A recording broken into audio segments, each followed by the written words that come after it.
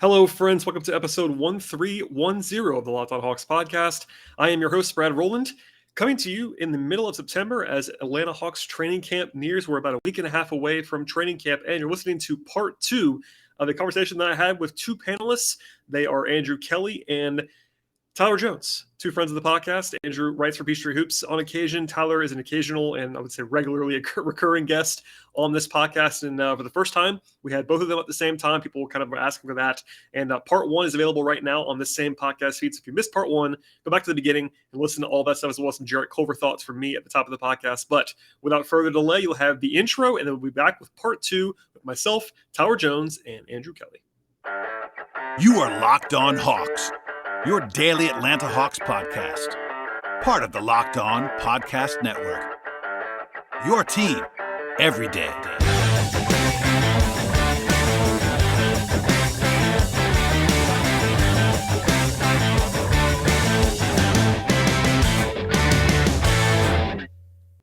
Andrew, I got a question. So, we're talking all good about all the good basketball players. Here we go. DeAndre Hunter. And we're off.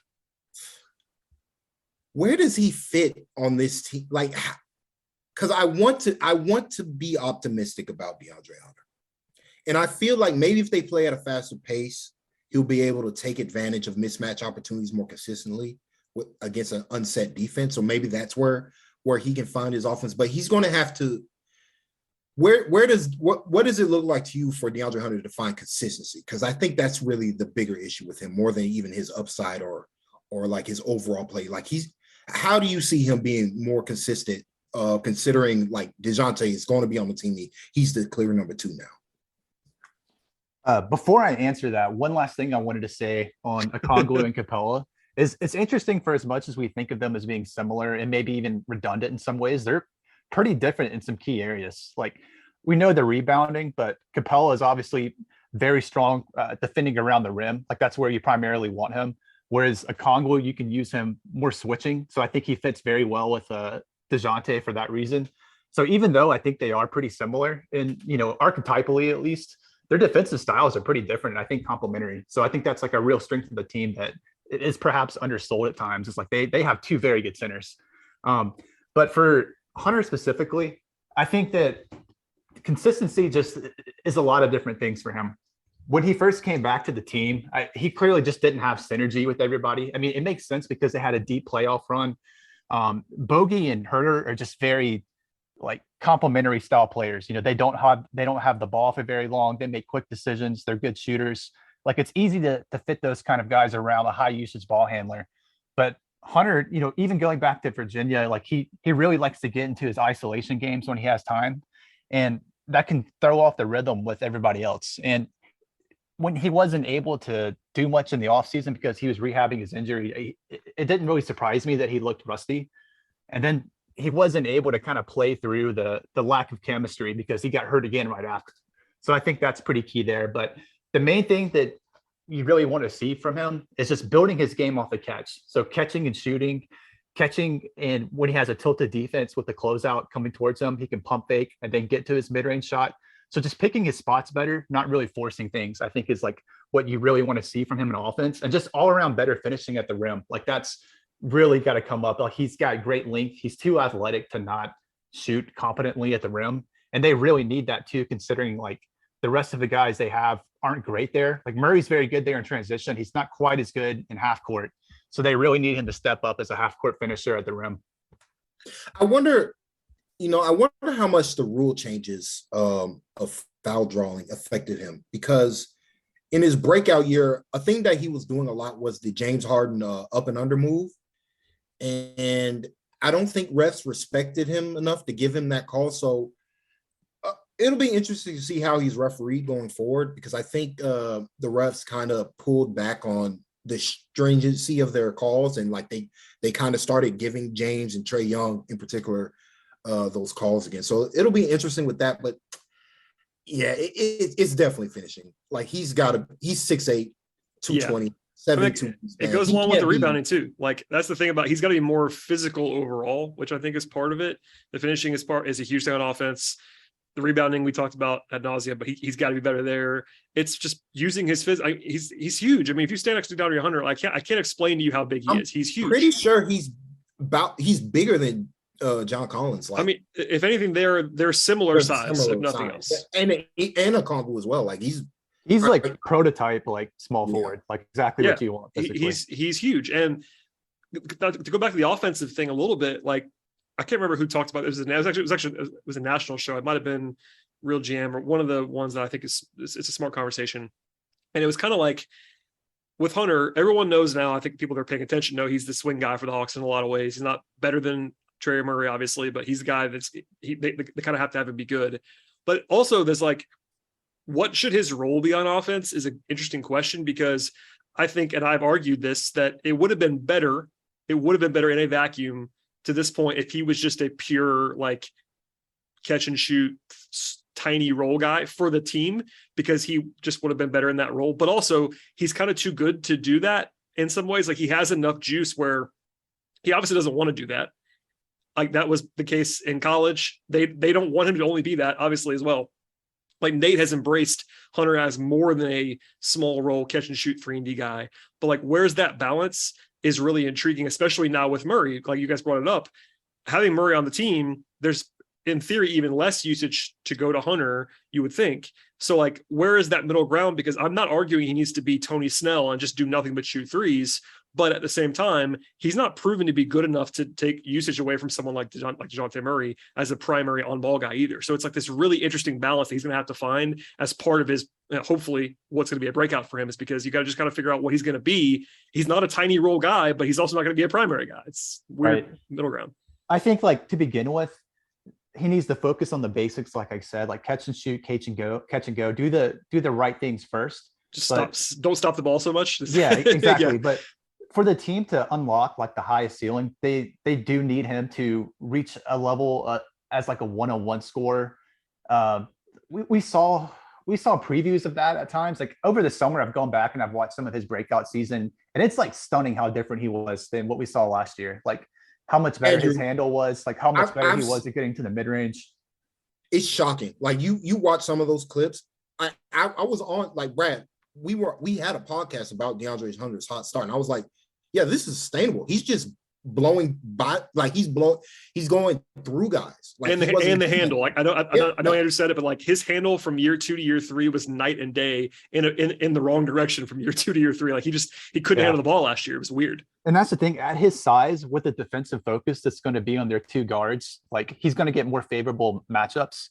So that's what they really need to unlock in order to be a long-term contender, honestly. Like maybe they could trade for a player like that, and it doesn't have to be Hunter, but for this version of the Hawks to be like a perennial contender, I think he does have to unlock like a relatively high level of like isolation scoring. And he's shown flashes of it at times, and he's a good mid-range shooter. He just has to be able to get to his spots consistently. But I think he could be a really good mismatch scorer, and that's where I think the Hawks do value him a lot. So I think that's an area of his game that we really like to see more of. Oh, Nate loves a mismatch. I'll tell you that right now. Nate, that's one of Nate's favorite words in the world is mismatch. He loves it. Without Gallo, I don't know. Like I guess maybe Hunter gets those touches that they would be running post ISOs for Gallo in key moments. I know that's always a fan favorite for everybody when they do that. But no, I think the big thing it really is like him being decisive early in the year would be nice. The skill stuff as well, like we talked about the handle. I think maybe him being healthy again, kind of like Kongwu, a little bit different, of course, but him having a full off season to be healthy, hopefully, and improve his ball handling back to where it used to be, and maybe hopefully better than that would be big. But like just not being a constant ball stopper, because one thing they can't afford him to be is that like he's not good enough to do that, especially on a team with Trey Young and Dejounte Murray. Like he's got to make quick decisions. And that's not the way he's necessarily the way he's a pretty, I'm not even sure what the word is, like almost like a robotic player in some ways. That was one of the knocks on him coming out. Also one of like the pro things about him coming out was like, look, he looks like he knows what to do. It just takes him a second. He's not the most natural processor, I don't think. And that's maybe why he's not the greatest passer in the world. He just it's very plotting in like the way he feels things, not the way that he's physically, he's got all the tools you would want. But Coles Wicker like once described him as playing basketball like he's reading from a manual. I mean, it's kind of true. I think Cole's very smart. RIP Cole in the public space. But no, I think that's right. we've seen it though. You guys both mentioned it, like the flashes, and it was a small sample, yeah, but like his year 2 flashes were real. Like you watch those games, and it's like it's a different guy entirely, and that's kind of the prototype. So much more confidence as well. Like yeah. I do think he was hurt last year too, and we should say I've done a bad job. Like always, I've said it before, but I should say it more often. Like he was not healthy last season. Like his wrist was not healthy, and I'm sure that was at least part of the ball handling stuff. Like he's had, and that's maybe a different discussion. Like people always ask me, is he injury prone? I don't use that term until it's warranted, and we're not quite there yet, I don't think. But like that is, I think, part of why he was not particularly good last year was because he wasn't healthy, and we'll see what that looks like now. You're hoping that he's healthy again for a full off season, but that's part of it too, for sure. I mean, he did play all 82 his rookie year. Like that was like one of the positive things that he did. I think it was all 63 that year, but or whatever. Oh, yes, right. That was the shortened season when they were not very good. But yeah, but like DeAndre just like that physical confidence that he played with, because I thought it also showed up defensively. Like he was just such a more physical presence on the defensive end. Granted, he still wasn't getting blocks and steals because I just don't think he has he's not quick twitch athlete, so he just doesn't have like that. He doesn't have like the hand-eye coordination to really. Yeah, that's not coming. I mean, I think maybe it could be a little bit better, but any thought of like him being this terrorizing, playmaker defense is not happening. You're hoping that he makes a little bit more there, but he's always going to be what he is. He's more of an on-ball guy than an off-ball guy. It's just kind of what it's going to be. I think. I was looking up the stats too from his breakout year, and half of his shots were like self-created attempts that year. Like it's so different from how you would expect from him. And he shot 52% on self-created shots, or 52% effective field goal percentage on self-created shots. He loves the self-create though. He loves that. I mean, I'll tell you, like, and I appreciate actually like the confidence he has. Like it dates back to Virginia too, but I always thought he was an underrated shot creator as a prospect coming out because of Virginia, and he didn't score a ton of points. They were playing so slow and all that stuff. Like he really does think a lot of himself, and not in a bad way, in a good way most of the time. Like he thinks he can get to his shot, and I think he can get to it. It's just whether he can get to it consistently enough and make enough of them, because they're not the easiest shots. I mean, there's a whole different discussion to be had. Maybe we could do some other time about like mid-range and like what the value of that shot is. But with Murray on the roster, who loves the mid-range, we saw the Hawks last year take a lot more mid-range shots. Both Trae and Bogey and Herder, all those guys are taking more mid-rangers. Like they might be emphasizing that area even more this year when you throw in Murray and maybe more of Hunter. Like that's going to be a spot that may drive people crazy, but they're going to take a lot of mid-rangers. It seems pretty natural. It's just shot profile it's based more on tendency than anything, and players just rarely change those. But one thing is like our friend Glenn Willis has at times made a comparison of sorts of like Jaylen Brown for Hunter. And he's not saying that he's going to become Jaylen Brown before like anyone gets too carried away, but there are some similarities. Like Jaylen Brown started off as mostly a play finisher. He didn't have a good handle when he entered the league. And then when he improved that to like solid levels, I mean, I know he still gets a lot of criticism for it, but go back and look at him at Cal, he's way better than then. And he improved it to levels enough with his strength that he was able to unlock like a self-creation level that propelled him to being an all-star level player. So that's kind of what you're hoping with Hunter, like not necessarily that same outcome, but something, in that world at least, so like something at that level where he's able to leverage his strengths and his mid-range shooting to become more effective as a self-creator. We'll have more with myself, Tyler, and Andrew in a second, but first, a word from our sponsors on today's show, and the first of which is BetOnline.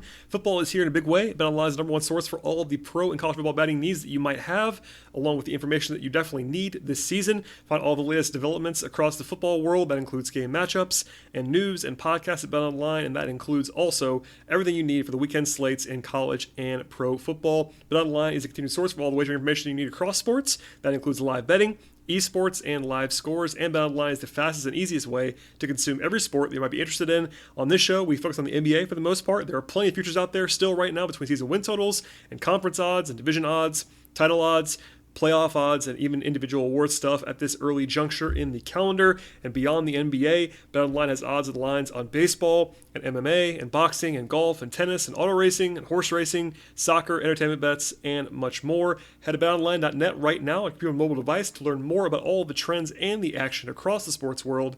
BetOnline, where the game starts. I just really wish he'd self-create more three-point shots because yeah, I do wonder if that's coaching too. Like Nate's not the most push guys to shoot threes coach either.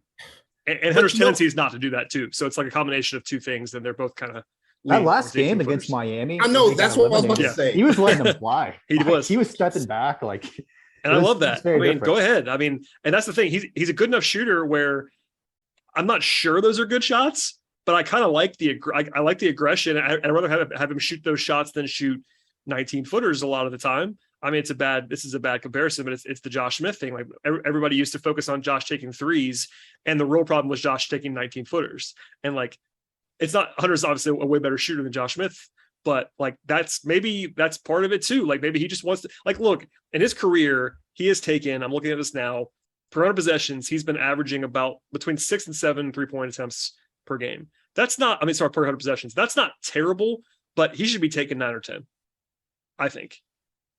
I mean, he's taking about as much as a power forward, which he's too good. Like, he just needs, like, to me, if you're going to take self-created, take those steps. I don't mind a step back 3-pointer. If it's on balance, Cam Reddish would let it fly, but DeAndre is a smarter basketball player than that. Like, I feel like there's a lane where he can take, like, I wonder if he's watching other guys he's not going to be a Desmond Bane type shooter, but like really see how Desmond Bane attacked getting to his 3-point shot with his pump fake. Cause I think DeAndre actually has he's got a good pack. Like his 2K package is pretty good. To use a term I don't care for, but like he does have a good 2K package. But the problem is it just takes him so much time to process. So that's where I go back to, if the Hawks are going to play faster, can they swing him the ball to where either the big's not in the lane or the defense isn't set or it's an unbalanced defense, and he just, turns his brain off and just, gets after it, like uses his size, uses his strength consistently. Because like if he does that and if he's the guy that he showed to be 2 years ago, I think the Hawks are comfortably contenders, because then you're throwing out a lineup of 5 all-star caliber players, to use a Cleveland Cavaliers term. But you're really throwing out a strong starting lineup, and you're really throwing out plus Bogey and Kongu. Like, that's a tough 7. The top 7 is scary. Yeah, and if you can get Hunter to be in the class of the rest of his teammates, of the other 6 guys, plus improvements from Trey Young, well, like maybe we can talk, maybe or maybe not talk about that, but like I really think that's where the optimism, if you're a Hawks fan, should come from. Unfortunately, it hinges on DeAndre Hunter. And what scares me about DeAndre is that, yes, he was hurt, but guys are hurt all the time. Capella and Collins were dealing with real injuries at the same time, and they figured out, like, and even Okongwu was during his rookie year, like, good basketball for players when you're limited physically, figure out a way to play in such a way that you're a positive to your team in some way. And like I was really disappointed that when DeAndre either wasn't feeling well or didn't have it going, he kind of shut down on both ends of the floor. And like, that's what they can't have. Like, they can't have games where he's 3 of 11, but he's not playing with the level of physicality that they need because his shot's not falling. Like, that's the hurdle he has to overcome, even taking aside, like, being healthy and all that. He really has to get to that level where it's like, my shot's not going, but I'm still going to have a good game because I'm impacting in different ways. I think if he's like a top 100 player, then that makes you a good team. Mm-hmm. And then if he's a top 50 player, then you could be a contender. Like, that's really what it comes down to for me. Yeah, no, I agree with all that. And I think that point that Tyler just made is a great one, because the counter, like, yes, I agree with the ceiling thing. You need Hunter to make a real big leap to be an actual, like, contender. But even in the short term, they could be a 50+ win team if Hunter just brings it every night on both ends of the floor. Like, because even defensively last year, he's a good defender, but he didn't play that well defensively last year in my mind. Like, he should be much better than he was last year defensively, on top of the offensive struggles that he had as well. So like, he's got to do the little things. whether it be rebounding better or just defending more consistently, being more physical, like we all talked about earlier, like getting to the rim and finishing through people, getting to the line, and the rest of it may not get there. Like he may not average 18 points a game or whatever it's going to be, but like he can be a really effective player with everything else that he has. You can be one of the best players in the NBA and not be a high point per game scorer. Like that's like that's blasphemous. You can't say that, Tyler. It's not allowed to say that. That's not with these 2K ratings out. I did the whole 2K, I did that for you. I did that for you the other day. 2K rating segment just for you. I'm Brad, when you said, it's funny when you said Tyler's favorite topic. For some reason, I didn't think you were going to talk about 2K. For some reason, I thought you were going to talk about, did Brad like watch an anime or something? What's going on? Yeah, I'm about to do a full anime segment on the podcast. I was actually excited. But no, then you said 2K ratings and like the pit in my stomach, because that game is such trash and that series is such trash and I hate it so much. Hopefully they're not going to sponsor the podcast at any point. You don't speak for me. Brad's working on his emergency podcast. No, man. I grew up in the golden era of sports video games, and like it's super disappointing what it's become. But before I forget what I actually want to talk about, I do think something that could help DeAndre Hunter defensively is, defense isn't defense. You need the players and you need the talent, you need the personnel, but you also need the communication. And so I think something that I think Dejounte Murray is going to bring is just talking. Like outside of Collins and Capella, like the perimeter players don't talk ever.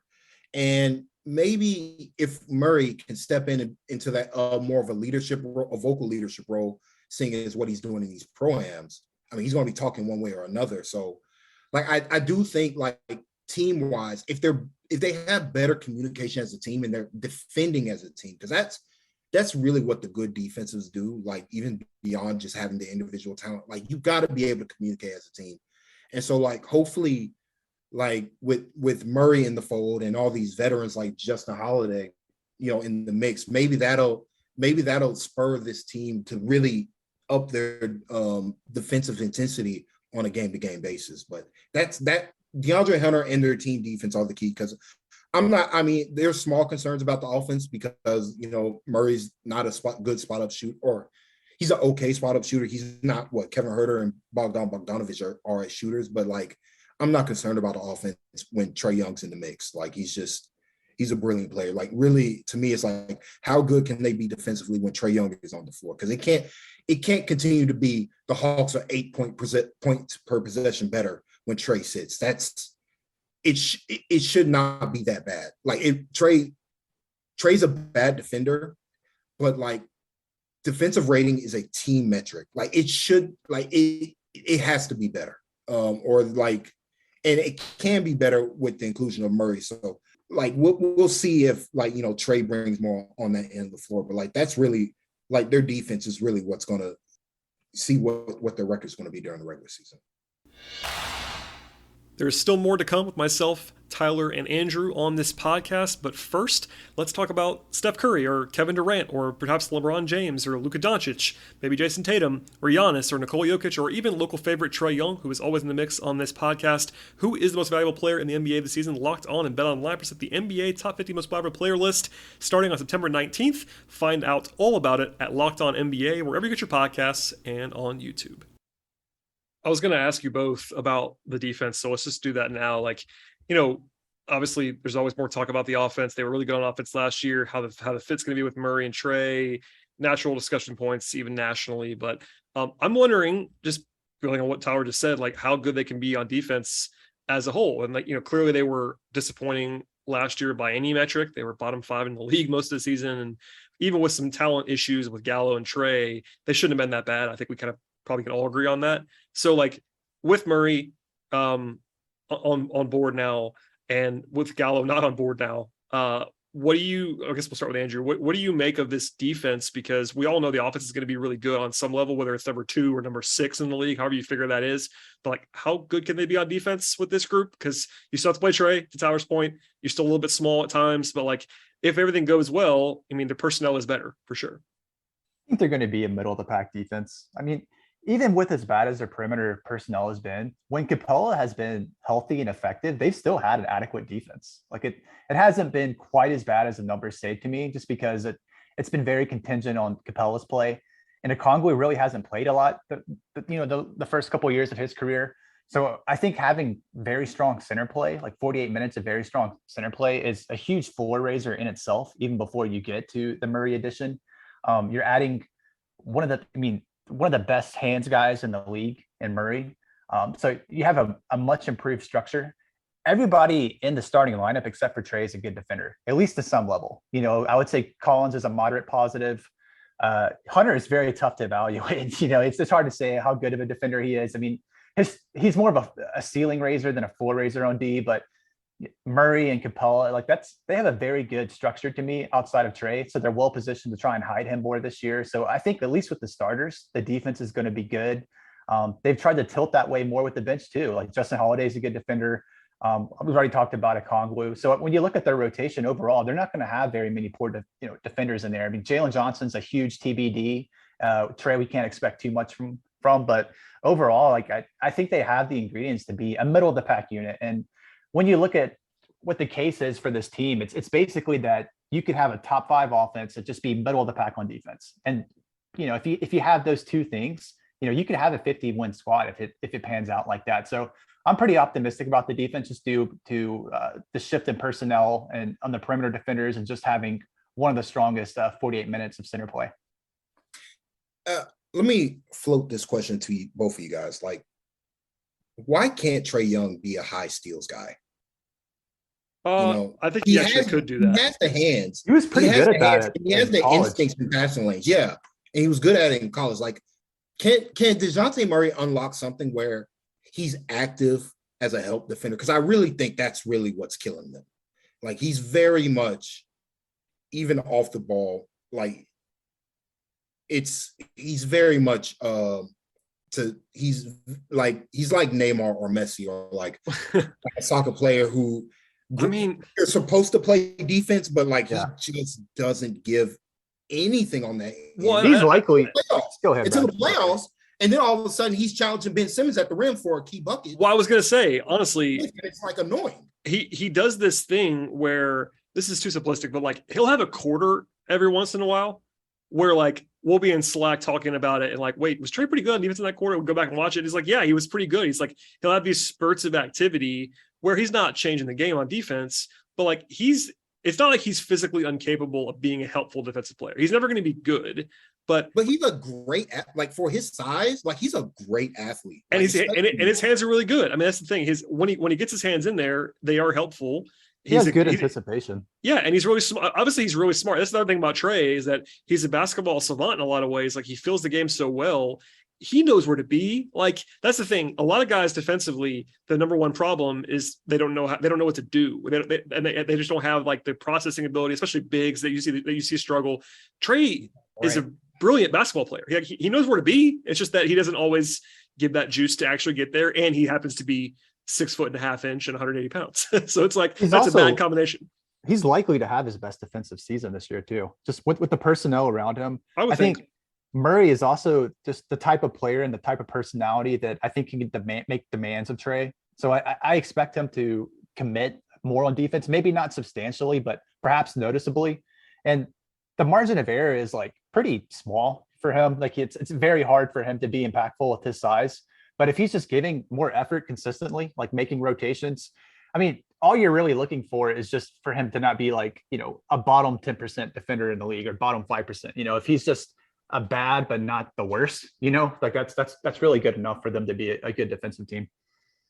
I mean, but this goes back to my point where they need to play differently. They need to be a high steals team. They should be, up there with steals, with the inclusion of Murray, Justin Holiday in the fold as well. And even Jalen Johnson, if he's alive.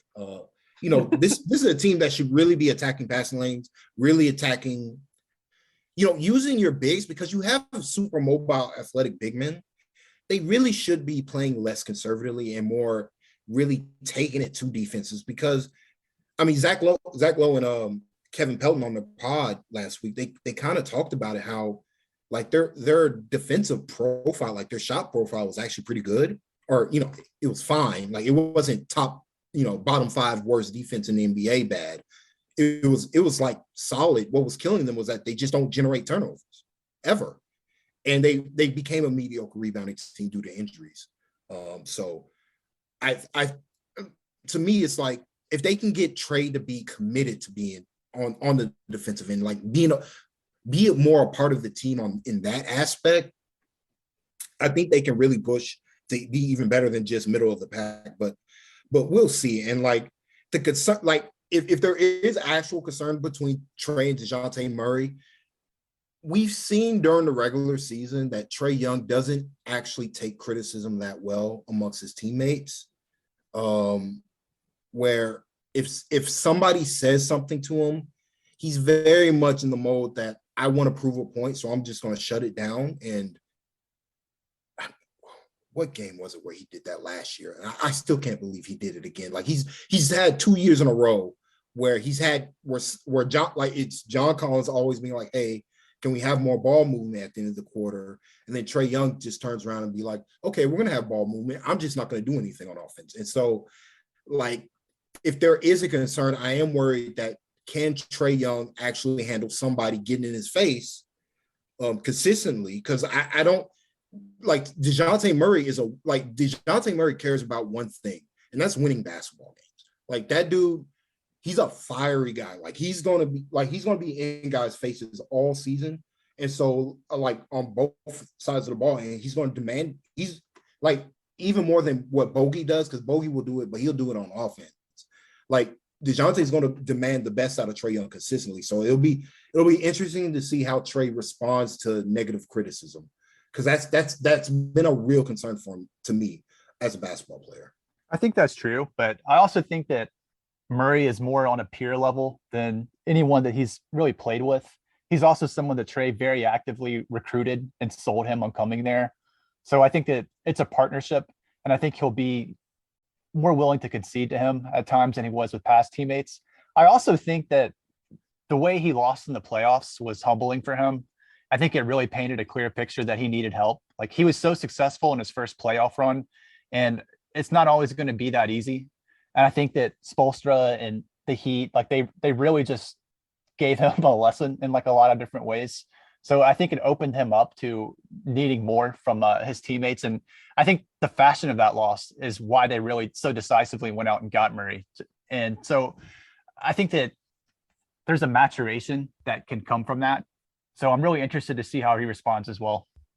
Yeah, no, I'm looking forward to it. Honestly, I mean, I'm guilty of this. Like you kind of treat Trae like the given, because he is. I mean, I think the biggest thing that any team is looking for, and Hawks fans can attest to this, they didn't have that guy for a long time, is that they have the star. And like I talk to people that are covering current NBA stars in the same way that we are, and like everyone seems to always say like the thing that they try to avoid doing is just not talking about the star, because like it could be easy to just say, look, Trae's awesome every night and just kind of move on, but it is good to like kind of look at what he is, what he's in for, what's going to be a natural change for. I think this offseason, obviously there's natural spotlight on him alongside Murray and how that new change, but just not to like undersell how good Trae already has been. And I think that it's a big year for him for sure. I mean, he made that, obviously he made all NBA last year for the first time. But so he got that recognition, but the team success, I mean, I think Tyler said it earlier, he might've been in the mix for first team if they had won more games last year. And that's part of the thing with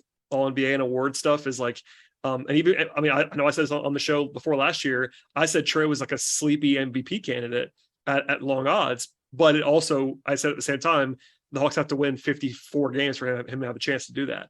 And obviously that's not the end of the world to actually be an MVP candidate, but like it comes with team success too. I mean, his one run was, but Brad, like to me with the roster and how it's constructed, like he should be shooting to win MVP. Like I don't actually have a problem. Like if he's doing that, I still think he has a chance this year for sure. I think he's a good value again. I mean, that's the thing.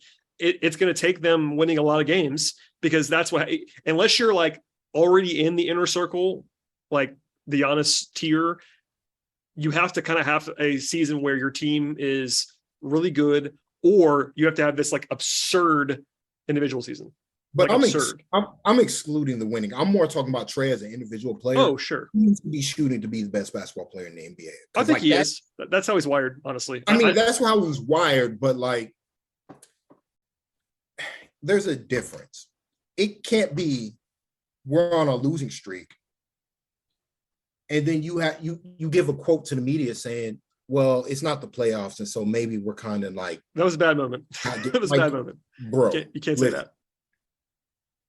The NBA has never been deeper in terms of the quality of teams than it has been this year. Like, there legit might be 18 like plus 500 basketball teams. Like, or even if they don't win 500, even if they don't win 41 games, like just their quality of play on a night-to-night basis, like it's going to be a dogfight for seeding. It's going to be a dogfight to not be in the play-in for even the best teams. Like the Celtics can't, like no team can afford like the 8-game losing streaks that the Hawks have found themselves in these 2 seasons. Or you might be fighting for the play-in again. So like, to me, that comes down to Trae really growing and maturing, like Andrew said, and really embracing the fact that, if I want to win MVP, I want to show the world that I'm the best player in the world, and like really putting he does that by playing a bit harder on defense. I'm not asking him to turn into Chris Paul defensively, but like he can be better than this. But really, like offensively, like if he can find a natural balance playing alongside somebody like Dejounte Murray as an offensive player, where he's getting 2-3 points, where he's becoming more of a weapon off the ball. Like, I'm not talking about Steph Curry. Like, I don't need him to be that, but like more like what Desmond, like I bring Desmond Bane up here twice, but like Bane was really Bane was a really big deal for how the Grizzlies got good so quickly. Like, just his ability to hunt 3-pointers off the catch and off of drives from John Morant. Like, I really think Trey Young could really find himself in a similar role if he's willing to embrace it. Like, if he's willing to cede some control to Dejounte Murray, because he's going to have to on the offensive end. Oh yeah, he's going to.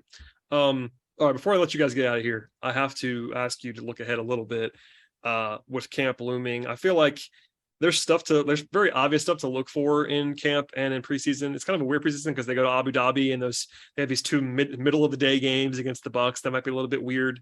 And then they don't have a home game at any point in the preseason. So that's kind of interesting, but I guess we'll go to Andrew first. Like, what are you looking for? Is it Jalen Johnson? Is it AJ Griffin? Is it little stuff from Trae and Dejounte, as much as they might not play a ton? Like, what are you sort of circling now, knowing that we're about to be watching basketball in a couple of weeks? Well, I think it's possible that preseason might matter a little bit more than people think. For example, projection models, which include preseason, have been more accurate than projection models that don't. So it might matter a little bit more than people think, just for development of habits. The biggest thing for me is I'm curious to know if Bogey's going to play and how he looks. I would love to know that answer. I mean, I've been trying to find out. I mean, I feel like not to reveal too much, I feel like every week or maybe 10 days, I try to do a roundup and try to talk to people that I know about Bogey. And it's kind of the same intel for the last couple months. Like, I know there was that brief video of him shooting kind of standstill jumpers. And that's nothing. I mean, with all due respect, people got excited about that. I was like, he's been shooting jump shots standing still for 3 months. Like, that's not new. I kind of doubt he's going to play the preseason, but we'll see. I mean, the first time we can actually ask him on the record is 10 days from now. So we'll find out more then, but I'd love to know that too. So I'm skeptical he will as well. But as much as we talk about Hunter being a key player, he also is very much up there as well. Really, I would like to see that they're going to stagger them. If they show a commitment to doing staggering them, being Dejounte and Trae, if they Aaron show Holiday, that, baby. Yeah, Aaron Holiday. Your guy. Your guy, Aaron Holiday. If they show that in preseason, like, I just, that would give me comfort to know that they're going to do that during the season. I think they will. I mean, it seems like it's going to be more of a front office mandate, and Nate's going to have more pressure on him this year. But I would like to see how they handle that. If I feel like they're going to really manage their splits, I think they could have a more effective bench unit than it might seem on paper. So that's really what I'm looking for, other than, potentially Bogey playing. Tyler? To me, it's got to be AJ Griffin, just because we haven't seen him play we haven't seen him play basketball, since Duke. he and Jalen Johnson, I think, are interesting potential ceiling raisers if they can find themselves into the rotation. I expect Jalen Johnson to be in the rotation consistently, but I mean, like it's not a lock. I expect it yeah, to. it's not a lock. It's not a lock, and he has real concerns defensively if he's playing power forward. Like I'd be more comfortable. Like I think Glenn talked about this on your podcast. Like I'd also be more comfortable with him playing like being a small forward defensively instead of a power forward. Like there's just certain help defensive things that he clearly doesn't do on that end of the floor. And then on offense, he's just got to, like, I'm not actually concerned about his offense as much because if he's on the floor, then you have to just commit to being a transition team. And if you do that, he's going to excel. So that like seeing how he looks coming off that knee injury, and then seeing AJ Griffin, like if AJ Griffin could be a potential rotation piece during this season, considering he's such a elite shooter, at least an elite spot up shooter, like that's what I'll be looking for in the preseason. The other guys are kind of well known. Like I'm not really that concerned about how Collins looks or Capella looks. Like as long as they're healthy and they have a clean bill, like we know like they're certified good basketball players. Not apparently not as good as Jared Allen, but who wins these days? I was waiting for that the entire podcast. So we yeah. So it'll be interesting to see how those two guys look, and it'll be interesting to see like how Nate just operates as a coach. Like is he going to not evolve, but change the way he's coached the team? Because like I said before, he's really a slow pace guy. Like that's just how his teams play, slow pace, no turnovers type of coach. But now he's got two, elite ball handlers, or considering Dejounte Murray at the two is definitely an elite ball handler for his position. Yeah. So it'll be interesting to see how willing he is to really both push the pace and maybe not call as many plays from the sideline, or even have Trey Young call as many plays, more free flowing offense. Because I think that's where you can see John Collins really shining, and Okongwu shine as well, as like less structure, more opportunistic post ups, more opportunistic transition buckets. Like that's really what I'll be looking for. Like if Nate's going to change that, but other than that, like it's going to be tough to see too much because preseason is so weird. Like it's just and I also I think that because they're going to Abu Dhabi, that's actually throws another wrinkle into it, because they could play guys less, they could play guys more. I don't know if usually I'm sure the NBA would like those the main guys to play in those games. They'll be, I think they're gonna be on NBA TV, but they're like weird start times, and having to go over there, like starting camp early by a few days, having to fly over there, fly back. It just throws a bunch of wrinkles in. And honestly, I bet Nate hates this. I bet Nate McMillan could not want to do anything less than go to Abu Dhabi for a week, because he's such a process guy. Like he's such a routine guy. I can't imagine he's loving that, but that's just part of the deal. You got to go do what you do. I'll say this. I think it might be good for the chemistry as a team. That is a potential positive for sure. I know they hang out. When I played back when I was active as a sports guy, I used to play football, like long trips, like overnight trips or week-long trips with the team. Like those are really good bonding moments. So, but then it's Abu Dhabi. Maybe I shouldn't say too much. So we'll see what they do over there. But I think it could be a good positive bonding moment for them. Andrew, are you going over there for the games? I was going to ask you if you were, Brad. That seemed like something you'd like. No, unless, listen, if some enterprising Hawks fan wants to send me over there on their dime, that's fine. Locked On Network, all respect to them, they're not sending me to Abu Dhabi. And honestly, I don't think anyone is going to cover the Hawks. I think Lauren Williams from the AJC, who is the new beat writer there, I think she tweeted she's not going. Currently the Athletic doesn't have anybody on the Hawks. So I think it might just be the TV product. And I'm sure there'll be a couple national folks maybe to go on that kind of trip, but maybe Eric Name goes to cover the Bucks. Eric is really good. He might travel with the Bucks because they're, the Bucks are a recent champion. They're going over there. So maybe we'll have some local coverage, but I can't imagine it's going to be like embed. But hey, Andrew, when you want to sell your Top Shot stash, go ahead and let me in on that. You, And we'll Top go over. Shot? You Top Shot? Well, it's been a while, but yeah. No, I got it at a good time. I give Andrew grief about all of this NFT usage, but no, I don't know. I think there's got to be at least one like rabid Hawks fan over there. Somebody's going to. I guarantee you. Like, he's just so excited that they're coming there. I mean, they announced it so long ago that I'm sure there are a handful of Hawks fans that that might just be going. I mean, if I had endless money, I'd love to go. It'd be interesting to see. Arthur Smith might be there. Full circle back to Arthur Smith, but no, I am going to go to Birmingham. That's the closest thing the Hawks have to a home game in the preseason. I am going to go to the Birmingham game, so I'm going to drive over there. That'll be my one preseason outing. But I might be down there, Brad. I'm still considering it. Well, Tyler, if you want to try to get a credential through the Locked On Hawks podcast, let me know. Anyway, well, gentlemen, I cut you for way too long. I appreciate all of this time. We will probably all talk either together or separately between now and the start of the season. But I guess plug yourselves. Tyler, do you have your usual recommendation list? Anything you want to share? So I'm currently not playing this video game, but for the past 2 weeks or plus or so, I've been playing Xenoblade 3. It's less I've been playing it, I've been living it.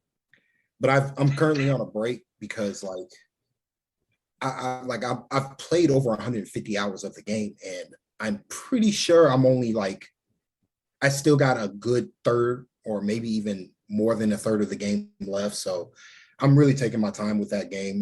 But I'm watching, and I'm also on Netflix. I'm watching a cartoon, not an anime, but a cartoon called Bee and Puppy Cat. Which if you are a fan of Adventure Time, you're almost certainly going to enjoy this. Very much the same bone, same tone, same tenor type of show. It's just a different lead who's doing the show, but it's great, and I'm really enjoying it. But that's all I got for you. You can follow me at Jonesy2x4 if I allow you to. Yes, Tyler's still locked up, but he might let you. Andrew, anything to plug? Blame people like Arthur Smith's dad. Blame them. Not my fault. Andrew, do you have anything to plug? Why aren't you writing more, Andrew? Come on, I need you back. I need you back writing content about the NBA. Yeah, it's been a pretty long break for me. I don't really have anything to plug. I'm pretty much in football mode right now, but I would say becoming more optimistic about the Hawks. Not that I was pessimistic before, but I'm probably adding one or two more wins that I might have had a month ago. I think there's more upside with the bench than might seem visible at first, but nothing really going on. But you can follow me, A Kelly, on Twitter, ANDLANKELL. Yeah, follow Andrew, follow Tyler if he lets you. No Crimson Tide talk? What was that? I didn't hear it. No Alabama talk? No Alabama talk. Oh, man. I'm still I had to get the defibrillator out on Saturday, so I'm still recovering there. You made it through. No, I appreciate both of you coming on. I would recommend people follow both of your accounts for different reasons. Tyler, a little bit more animated in the course of Hawks basketball. Andrew, more even keel, a little bit more numbers based, but a good mixture for the three of us. And I do appreciate both of your contributions to this show and into my life. So thank you very much for doing this podcast. As for everybody else, please subscribe to the podcast. Follow us across platforms, YouTube, Spotify, Apple Podcasts, etc. And we'll see you probably next week, but we'll see. Maybe sooner. We'll see how that goes. But stay tuned, subscribe. We'll see you next time.